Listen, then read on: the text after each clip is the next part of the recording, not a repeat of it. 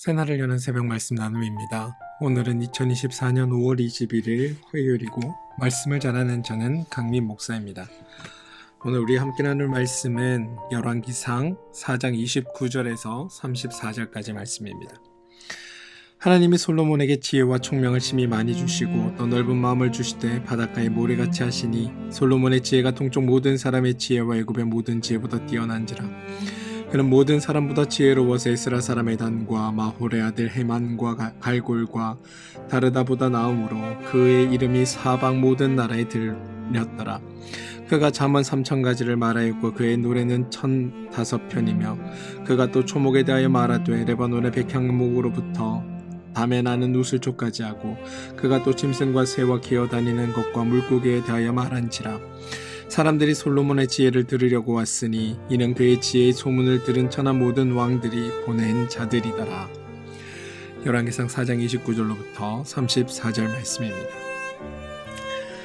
솔로몬의 지혜가 무엇인지, 솔로몬이 지혜롭게 행동하고 또 조치를 취한 사항들이 과연 칭찬인지 조롱인지를 분별하려면 솔로몬에 관한 내용이 기록되어 있는 열왕기상이 성경에 어디에 위치해 있는가라는 것을 좀 파악해 볼 필요가 있습니다. 창세기의 가장 본질적인 내용은 1장과 2장에 나오는 하나님의 창조, 그리고 그걸 통해 드러나는 하나님의 은혜와 하나님의 축복 같은 것들입니다. 그런데 창세기 3장에 우리가 범죄를 하였고 창조의 모든 상황이 뒤틀려 버립니다. 인간이 죄인이 되었습니다. 그런데 여러분, 성경이 죄를 말할 때는 우리가 흔히 아는 법률적 용어로서의 죄가 아니라 하나님과의 관계에서 비롯되는 죄를 이야기합니다. 다시 말해 성경이 말하는 죄는 우리가 흔히 생각하는 나쁜 짓, 나쁜 일, 악행 이런 것들이 아니라 본질적으로는 하나님에 대해 모르는 사람, 하나님을 알지 못하는 사람, 하나님과 아무런 관계를 맺지 않은 것, 그걸 죄라고 부르고 있다는 사실입니다. 따라서 하나님을 알지 못하는 사람이라면 죄인인 겁니다. 그래서 하나님께서 이러한 죄인들에게 취하신 조치가 뭐냐 하면 어떤 징계나 형벌을 내려서 그들을 심판하는 것이 아니라 계시, 다시 말해 하나님을 알게 하는 일이었습니다. 이걸 성경은 하나님의 지혜라고 부르기도 합니다. 우리가 지혜라는 이름 앞에 헷갈리는 이유가 바로 이것입니다. 지혜에는 여러분, 우리 인간들이 생각하는 사회적인 지식, 세상적인 지식의 총합을 이루는 지혜라는 말이 있는 반면 하나님을 아는 것, 이것도 또한 성경은 지혜라고 부른다는 겁니다. 문제는 죄인이 스스로 하나님을 알 수 없기에, 하나님을 찾아 나갈 수 없기에, 세상 어디에서도 하나님에 대해서 배울 수 있는 곳이 없기에 죄인이 하나님을 알게 하는 것, 죄인이 지혜를 가지고 하나님을 깨닫게 되는 것, 이 모든 일을 하나님이 담당해서 행하신다는 게 성경의 고백이라는 겁니다. 하나님에 대해 말이나 글로 설명해도 죄인들이 알아들을 수 없기에 하나님은 이와 사건 같은 것들을 통해 하나님을 알게 하셨습니다. 이러한 하나님을 알게 하는 사건, 이게 이스라엘 역사 가운데 이뤄지는 수많은 일들을 통해 하나님이 알게 되었다라는 뜻입니다. 이건 우리의 삶에서도 마찬가지입니다. 하나님은 우리가 우리의 삶을 통해, 우리의 삶에서 일어나는 다양한 사건들을 통해 하나님이 어떤 분인지, 어떤 존재인지를 알기 바라고 계시는 게 하나님의 뜻입니다. 그래서 우리는 어떤 삶의 고비를 넘기거나 또는 어떤 삶의 굴곡진 일들을 행하거나 또는 우리의 삶에 어떤 특정한 일들이 지나갈 때마다, 아니, 내 삶에서 비롯되는 모든 일들과 모든 사건을 통해 하나님을 알아갈 수 있게 되는 건 바로 하나님이 이러한 사건을 통해 자신이 누구인지를 계속하여 드러내 보이시고 나타내 보이신 그 역사가 있기 때문에 우리가 그 일들을 행할 수 있다는 걸 우리는 알아야 합니다. 그럼 하나님을 알게 하는 사건에는 어떤 특징들이 있을까? 첫 번째, 죄인들이 생각하기에 불가능해 보이는 일을 하나님이 행하십니다. 두 번째, 그 일을 죄인들이 생각하기에는 불가능해 보이는 방법을 통해서 그 일이 이루어지도록 하십니다. 마지막 세 번째는 그 일이 그 방법으로, 그 죄인들이 생각하기에는 불가능해 보이는 그 사람을 통해 일을 행하신다는 겁니다. 내 삶에 어떤 일이 벌어지고 어떤 일이 나타나고 어떤 일이 진행될 때 도무지 이해되지 않고 이게 이렇게 어떻게 풀려가지, 이게 어떤 식으로 이렇게 일들이 이루어지지라고 생각하는 그 자리에서 그 모든 일들이 해결되고 풀려가는 그 많은 과정들을 보며 하나님의 일하심을 발견할 수 있다는 겁니다. 우리가 보기에 불가능한 것들이 가능함으로 변화되는 순간 우리는 하나님은 말씀대로 행하실 수 있는 분이구나라는 것을 깨닫게 됩니다. 성경의 기록과 성경의 고백은 그런 사건들을 우리 가운데 펼쳐 보여줌으로 말미암아 하나님이 이렇게 역사하시고 이렇게 일하시고 이런 방식으로 우리와 함께 하시는구나를 깨닫게 하는 게 성경에 드러나 있는 사건들이 행하는 일들입니다. 또한 그러한 사건을 통해 우리는 하나님의 어떤 분이신지, 하나님의 어떤 마음을 가지고 계신지, 어떤 기준과 어떤 뜻으로 이 모든 것들을 행하시는지에 대해 발견해 낼 수 있는 겁니다.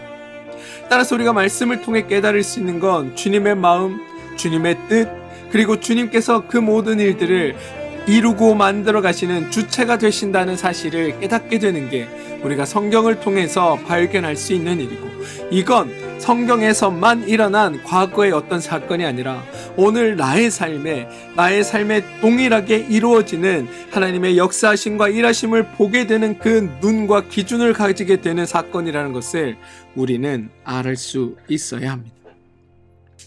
성경은 이러한 하나님의 일하심, 하나님의 사건의 시작을 창세기 12장에서부터 시작하고 있습니다.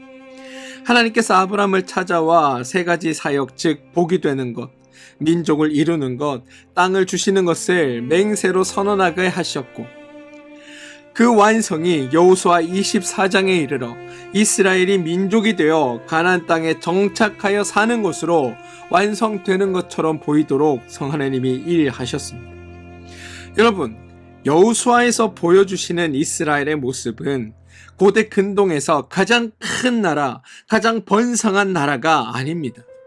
또 가장 부유하고 가장 많은 것을 가진 강력한 나라도 아닙니다. 그런데 하나님의 이루심과 도우심으로 말미암아, 하나님의 살피심과 하나님의 역사하심으로 말미암아 그곳에서 살았던 이들이 참으로 기쁘고 행복하게 하나님 은혜 안에서 하나님의 자유와 평화와 안식 가운데 그들이 은혜를 누리며 살았던 모습을 성경은 우리에게 그려 보여줍니다.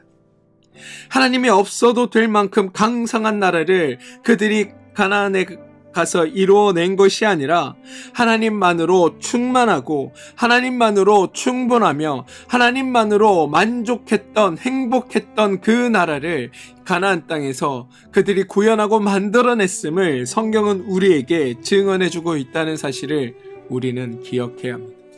그리고 이건 하나님이 만들고자 하시는 하나님 나라의 모습이기도 하였습니다.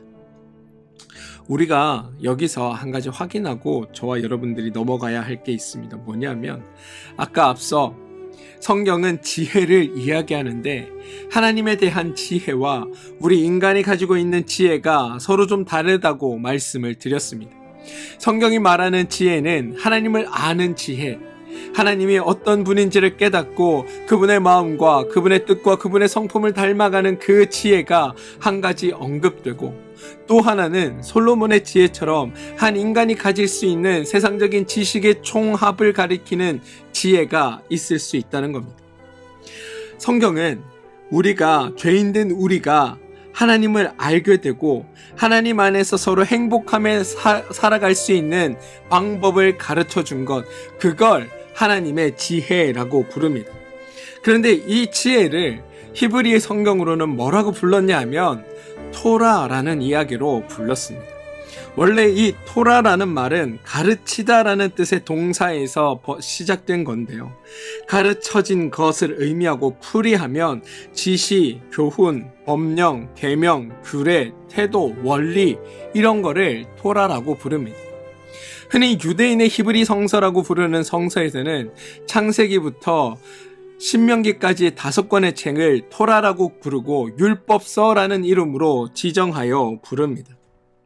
그런데 이 토라의 본래적인 의미는 여러분, 우리에게 일어나는 모든 일을 통해 하나님을 알게 되는 것, 아니 하나님을 알게 되는 그 모든 일들이 바로 토라라고 우리에게 이야기합니다. 그런데 유대인들이 이 토라를 하나님의 율법이라는 것으로 축소시켜서 지금까지 전해져 왔습니다. 하나님께서 알리신 모든 내용이 원래 하나님의 토라이고 가르침이고 하나님의 뜻이고 우리가 말하는 하나님의 지혜인데, 유대인들은 그것을 율법, 다시 말해 하나님으로부터 받은 계명이나 그들이 정한 법률 정도로 생각했던 겁니다. 근데 여러분, 우리가 알아야 할 건 토라의 본래 의미는 하나님이 계시하신 하나님에 관한 내용과 우리가 하나님으로 말미암아 행복을 누리며 살아갈 수 있는 하나님의 원리임을 우리는 기억하고, 그게 하나님의 지혜라는 사실을 기억하고 말씀을 봐야 한다는 겁니다. 따라서 우리가 토라대로 하나님의 말씀대로 살아가면 우리는 하나님을 알게 됩니다. 하나님을 알게 된다는 것, 그건 하나님의 자녀로, 하나님의 백성으로 하나님 뜻 가운데 살아간다라는 의미입니다. 또 그렇게 살아가는 게 하나님께서 우리 가운데 맺어주시는 하나님의 그 거룩한 열매들을 맺으며 살아가는 삶이고, 하나님의 말씀대로 살게 되면 희락과 평화, 화평과 사랑과 오래 참음과 자비와 양성과 충성과 온유와 절제 같은 성령의 열매들이 맺혀가는 삶이 된다는 것, 이게 성도된 이들의 참으로 행복한 모습이고 행복한 성도의 삶의 모습이라고 성경은 우리에게 가르쳐주고 있다는 겁니다. 이런 토라는 여러분, 하나님으로 말미암아 우리 가운데 이미 완성되어 선포되었습니다. 사실 시내산에서 선포된 하나님의 율법도 하나님을 아는 지혜를 우리 가운데 가르쳐주는 내용입니다. 우리가 하나님의 말씀을 제대로 이해하고 살아간다면 하나님의 뜻 가운데 살아가는 우리의 삶은 하나님으로 말미암아 참으로 행복하고 복된 삶을 살게 된다는 것, 이게 토라가 우리에게 전해주고 싶어하는 내용이라는 겁니다. 하나님은 이런 토라를, 이런 가르침을, 하나님을 아는 지혜를 우리에게, 이스라엘에게 이미 주셨습니다. 그리고 선언하기로 너희의 지혜고 너희의 지식이라고, 여기에 대해 가감하지 말고 행하며 살라고 선언하시기까지 하셨습니다. 이미 주셨고 완성하셨기에 가감하지 말고 그 말씀대로 살아간다면 너희가 하나님의 돌보심과 인도하심과 은혜 베푸심 속에 복된 삶을 살게 될 것이라고 말씀하신 게 하나님의 지혜였다는 겁니다. 이제 열왕기상 1장부터 4장까지의 이야기를 우리가 다시 한번 정리해 볼 수 있게 됩니다. 다윗이 하나님의 뜻과는 무관하게 솔로몬을 후계자로 선택한 이유는 솔로몬이 지혜로운 사람이었기 때문입니다. 그래서 솔로몬은 모든 일들을 자신의 지혜와 연관지어 이야기를 진행해 갑니다. 다윗과 솔로몬의 의도와 대조되는 것이 솔로몬에게 나타나서 드러내 보여주신, 솔로몬의 꿈 가운데 나타나 주신 하나님의 모습이었습니다. 하나님은 솔로몬의 꿈을 통해 솔로몬이 자신의 지혜가 아니라 하나님의 지혜를 따르길 원하셨습니다. 그가 부하거나 장수하거나 강건하기를 원하신 것이 아니라 단 하나 하나님 말씀을 듣기를 기대하셨습니다. 하나님 말씀을 듣는다는 건 하나님의 뜻대로 살아가는 것, 다시 말해 하나님이 지혜를 쫓는 것을 의미합니다. 그런데 솔로몬은 하나님의 지혜가 아닌 자신의 지혜를 따르기 시작합니다. 이미 하나님께서 토라를 주셨고 이미 지혜를 그들 가운데 허락하셨기에 왕권이 강화되고 나라가 부강해지고 백성이 화평해지기 위해서는 하나님의 말씀을 듣는 것을 하나님이 바라셨는데, 솔로몬이 행한 조치들은 하나님 나라에 걸맞지 않게, 하나님 왕에 걸맞지 않게, 하나님의 기대에 걸맞지 않게 온통 자기의 지혜로 모든 일을 행했다는 겁니다. 그리고 그때 하나님이 행하신 일이 29절입니다. 하나님이 솔로몬에게 지혜와 총명을 심히 많이 주시고 또 넓은 마음을 주시되 바닷가에 모래같이 하시니. 여러분, 이 구절이 좀 이해가 안 되실 수 있을 것 같습니다. 왜냐하면 하나님이 솔로몬에게 지혜와 총명을 심히 많이 주셨다고 하니까 하나님을 아는 지혜를 솔로몬에게 가득 부어준 것처럼 생각됩니다. 그런데 여러분, 솔로몬이 받은 지혜는 그 지혜가 아닙니다. 이미 하나님은 솔로몬에게 토라, 다시 말해 이스라엘 백성들에게 줄 수 있는 모든 지혜를 이미 그들의 선조들 가운데 허락하여 주셨고, 솔로몬이 하나님의 뜻과 하나님의 생각에 관심이 있었다면 그 지혜를 깨닫고 하나님의 사람으로 살아갈 수 있었습니다. 그런데 솔로몬은 그 지혜를 거부하고 자신의 지혜를 따르기로 한 겁니다. 그래서 오늘 솔로몬에게 지혜와 총명을 많이 주셨다라는 이 표현은 솔로몬이 따르고자 하는 지혜를 솔로몬에게 주셨다라는 의미로 읽어야 합니다. 이 말은 무슨 말이냐?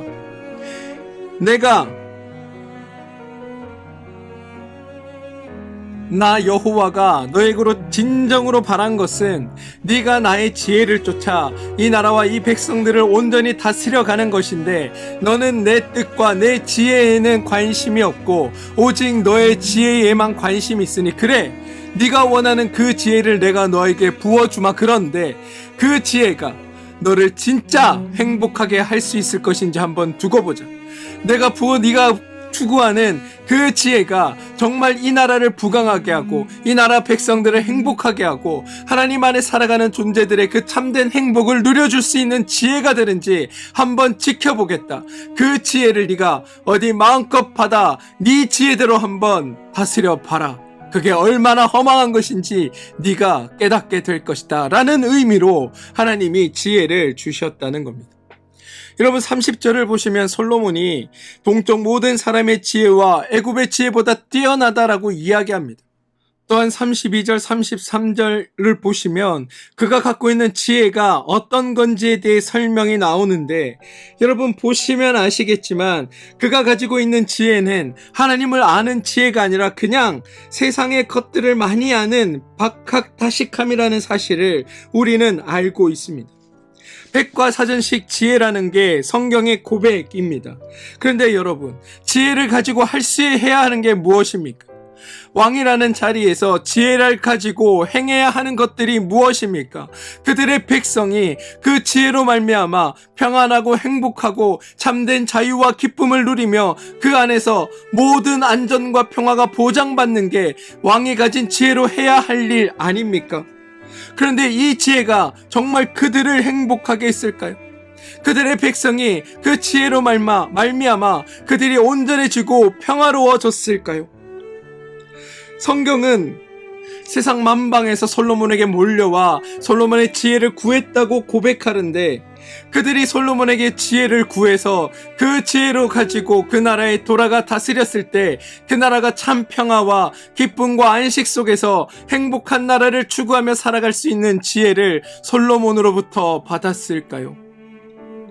여러분, 솔로몬이 행한 솔로몬이 행한 일들은 결국 하나님의 지혜, 하나님의 진리, 토라를 듣고 그 지혜로 그들의 백성을 행복하게 하는 일에 쓰임 받은 것이 아니라 솔로몬 자신, 솔로몬의 왕권, 솔로몬의 왕궁의 풍성함, 솔로몬의 자랑 등으로 드러나고 있음을 보게 됩니다.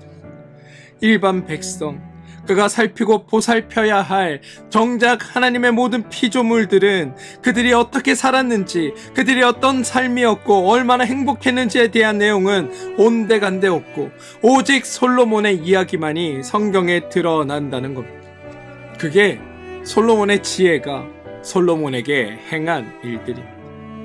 사랑하는 성도 여러분, 우리가 하나님께 구하고 바라는 것들이 나 혼자만의 행복과 나 혼자만의 기쁨과 나 혼자만의 부강과 나 혼자만의 즐거움이라면 예수 그리스도가 기꺼이 이 땅에 와서 모든 이들을 죄에서부터 구원하기 위해 행한 일들을 하실 필요가 없었을 겁니다.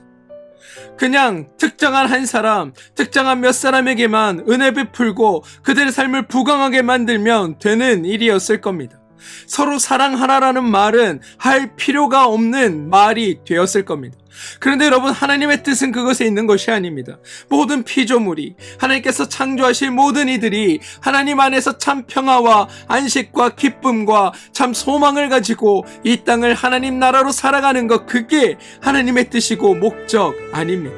따라서 우리가 구해야 하는 것도 나의 기쁨이 아니라 하나님의 기쁨이고, 나의 뜻이 아니라 하나님의 뜻이어야 하는 겁니다. 여러분, 우리가 하나님께 바라고 구하는 것들, 그것을 통해 우리가 궁극적으로 하고자 하는 일들이 무엇입니까? 여러분들이 지금 기도의 제목으로 붙들고 하나님 앞에 기도하는 그것들이 이루어졌을 때 여러분이 궁극적으로 얻고 싶어하는 게 무엇입니까? 하나님 안에서 참으로 행복해지는 것 아닙니까? 그러면 우리는 무엇을 구해야 할까요? 솔로몬의 지혜를 구한다고 그것이 우리에게 이루어질까요? 솔로몬의 지혜를 통해 만들어진 그의 행복이 우리 삶에 영원히 함께하고 우리 삶을 끝까지 지켜내는 일이 될까요? 성경은 그렇지 않다라고 말합니다. 솔로몬의 지혜가 반짝 너를 돋보이게 할 수는 있어도, 솔로몬의 지혜가 반짝 너를 반짝반짝하게 사람들 가운데 드러날 수 있게 할 수는 있어도 그것이 주는 기쁨과 행복은 영원하지 않을 뿐더러 우리가 참으로 하나님을 구하지 않는 이상 우리는 우리에게 주어진 그것조차 지킬 수 없는 연약한 존재임에 불과하다는 게 성경이 우리에게 들려주고 싶어하는 겁니다. 그러면서 동시에 성경은 우리에게 말합니다. 너희가 참으로 행복하고 싶으냐? 그러면 하나님의 뜻을 따르고 하나님의 지혜를 구하고 하나님의 마음을 쫓아 살아가는 그 삶을 살아야 너희가 하나님 안에 참으로 행복할 수 있음을, 너희의 그 행복이 끝나지 않고 영원할 수 있음을 우리가 알도록 성경은 우리에게 전하고 있다는 사실을 여러분 기억하시기 바랍니다. 우리는 하나님 안에서 행복하기 위해서 살아간다고 이야기하고 하나님이 주시는 은혜와 하나님 주는 기쁨 속에 살아가겠다고 이야기하지만 결국 솔로몬의 지혜를 구하고 있는 게 어쩌면 우리의 모습일지 모릅니다. 그런데 여러분, 솔로몬처럼 세상의 지혜를 아무리 많이 얻어도 하나님의 지혜가 아니면 참된 행복을 얻을 수 없다는 사실을 기억하시고 하나님을 아는 지혜를 구하고 그것을 깨달으심으로 말미암아 하나님 안에서 죄를 이기고 하나님 안에서 참된 기쁨과 행복을 누리는 여러분들 되시길 주님의 이름으로 축원드립니다. 함께 기도하겠습니다. 주님, 솔로몬의 지혜가 아닌 하나님을 아는 지혜를 갖게 하여 주시옵소서. 하나님을 암으로 인해 하나님의 마음을 알게 하시고 하나님의 뜻과 은혜 가운데 참으로 행복하고 또한 그 기쁜 삶을 하나님 안에서 누리며 살아가는 우리 모두가 되게 하여 주시옵소서. 예수님의 이름으로 기도합니다. 아멘.